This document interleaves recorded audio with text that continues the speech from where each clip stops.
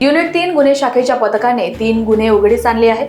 Police उपनिरीक्षक काटोके आणि त्यांच्या टीमने एक विधी संघर्षित बालकास ताब्यात घेत पोलीस ठाणे कोतवाली व सक्करदरा परिसरातील 2 वाहन चोरी प्रकरणे आणि कोतवाली पोलीस ठाण्याच्या बॅटरी चोरीचा गुन्हा उघड केला आहे.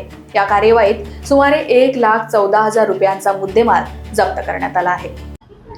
युनिट 3 गुन्हे शाखा युनिट 3 येथील पोलीस उपनिरीक्षक काटोके आणि त्यांच्या पथकाने 3 गुन्हे ओपन केलेले आहेत. एक विधी संघर्षित बालक यास ताब्यात घेऊन त्याच्याकडून पोलीस ठाणे कोतवाली आणि पोलीस ठाणे सक्करदरा येथील 2 वाहन चोरीचे गुन्हे, त्याचप्रमाणे एक कोतवाली पोलीस स्टेशनचा बॅटरी चोरीचा गुन्हा जो की अदखलपात्र गुन्हा दाखल आहे, असे 3 गुन्हे उघड केलेले आहेत आणि एकूण 1,14,000 रुपयाचा मुद्देमाल त्यामध्ये हस्तगत केलेला आहे.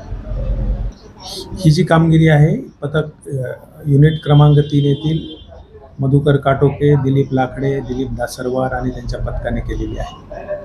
लोकवाहिनी मीडियासाठी विशाल बंबडवारची रिपोर्ट, नागपूर.